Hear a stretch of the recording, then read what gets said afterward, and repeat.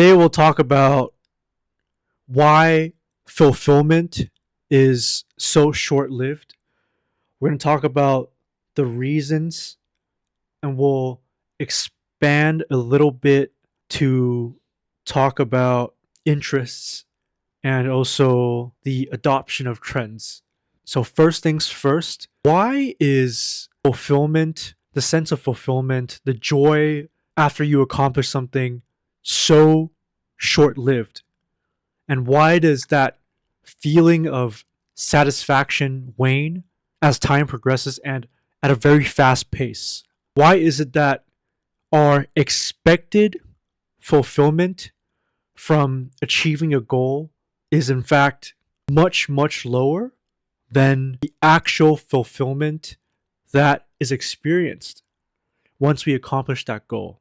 It has to do with the model or cycle of desire that I once talked about. In short, there are 5 stages to cycle of desire. At the first stage, you want to accomplish something. You have a desire to accomplish something. You set a goal and you work towards it. Moving on to the second stage, you accomplish that goal or you acquire that thing that you want. The third stage, that's when the sense of fulfillment, all the positive emotions kick in, start to feel joy.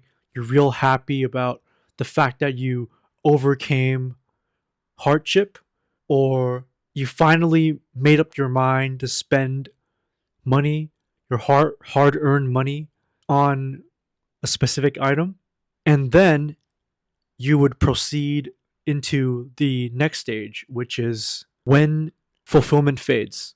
And eventually, it will reach the fifth stage, where your state of desire reaches baseline. It resets itself. It moves back into the same equilibrium that you started off of. So it's a pretty simple cycle of 5 stages. And what exactly is the reason behind why we experience that fade in fulfillment and happiness? The reason behind that would be we are programmed to crave novelty. We are aroused by newness and novelty. We seek out stimulus and we're programmed to go out and seek out new things as opposed to staying in a place that you're at and not acting. Because if you were to think of it from a evolutionary perspective, a couple thousand years ago, if you're not out moving around, if you're stuck in one place doing the same thing, there's a pretty good chance that you'll get eaten by a predator. That is exactly why we're evolved to seek out newness and act in ways that we can encounter new things so that our efforts in going out into the open to explore can garner outsized returns. And because of the fact that the body needs to continue to motivate us to seek out novelty, it has evolved to equip itself with very strong ability to adapt to novelty or to get acclimated to the presence of novelty. And this could be material goods, it could be mating options, it could be work accomplishments.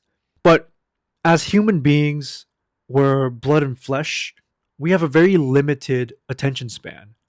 And the brain needs to somehow narrow down on the number of things that we put our attention to. It needs to come up with clever ways to filter out what exactly are actions that might bring forth outsized returns. I think that interests is that filter. Interest is the filter that determines what type of accomplishment or novelty that you pursue. I see it as a filter for the dominance hierarchy that you want to climb in order to up your status and also demonstrate your value as a human being. It's an evolved survival mechanism to filter out what status game you want to play in and how you would up your value in the mating market. And through different types of interests, the human species is diversifying the portfolio of investments in the form of new offsprings that come about every single year. The human species is running a game of trial and error. All these different types of interests representing different dominance hierarchies, which in turn are different ways to signal competence and value. And in this way, for people to reproduce and create offsprings that pass on what works and what does not work. A lot of times when I tell people that I really enjoy reading and spending time alone reading, especially those who come from the Western world, they almost always think of me as a geek or a nerd. I used to read during lunch at the first company I worked at, and my boss would always tell me, "Hey man, you got to go socialize a little bit, especially when it comes to lunch, right? Stop being antisocial and go out there and have lunch with some people," which is fine. But during the week, I do want to allocate time to read, have some me time, and escape work. A very stark contrast can be seen when I tell people in the East that I'm really into books. Then all of a sudden, they compliment me and they reinforce the fact that reading opens up the path to success.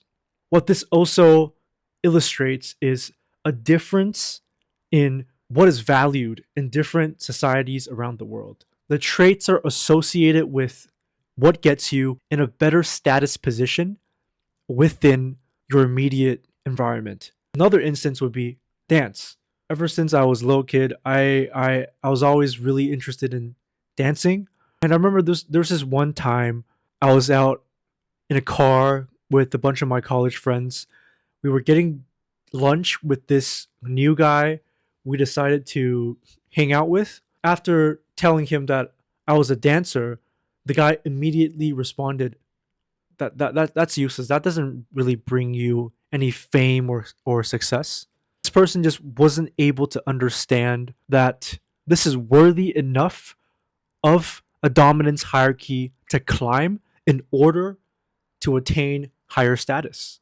So all these personal anecdotes are explanations behind how interests serves as filters for the dominance hierarchies that different people want to climb, that in turn diversifies the risk of survival. And it's a way to ensure that through this type of diversity, we're able to learn what works and what does not work through trial and error. Interests also have to do with the spread of trends and how fast different groups of people within society adopt trends. Now, if you're interested in products or innovation at large, you may know the stages of innovation adoption, which is a model first coined by Everett Rogers, where he breaks people in a society into the speed at which they adopt new technologies or new trends. At the top, the very first group would be innovators. They're the first group of people that hop onto a new trend or new technology. They're willing to test it out, and they're a smaller part of the total population. Then comes the second group, which is early adopters. They're a little later than the innovators when it comes to trend adoption, but they represent a larger amount of population base, a larger population base. And if you go further down, third group would be early majority, which is when this trend becomes more mainstream, when you'll see more average Joes on the street talking about this type of stuff and trying this new trend or technology out. And this represents an even bigger part of the population. Then comes late majority, which is almost all of the average Joes that you'll see out on the street actively participating in this trend or adopting a technology. And the last group would be laggards who adopt trends and technology the slowest. And this is used to analyze how mature a particular trend or technology is, how interest plays a role in determining the speed of adoption. Is more interested you are in using a trend or technology to signal status, the earlier your adoption of said trend or technology will be. Because this way, you're able to accumulate cultural capital through demonstrating taste and willingness to try new things out while risking the potential dismissal from the rest of the population. But you're willing to take this bet because you think that this will grant you an upper hand and give you a bump in your status ranking. In the case that the trend or technology does catch on and gets adopted at the mainstream level, you'll be able to claim that you hopped onto this trend earlier and you did this before everyone else. I did this first. That type of stuff.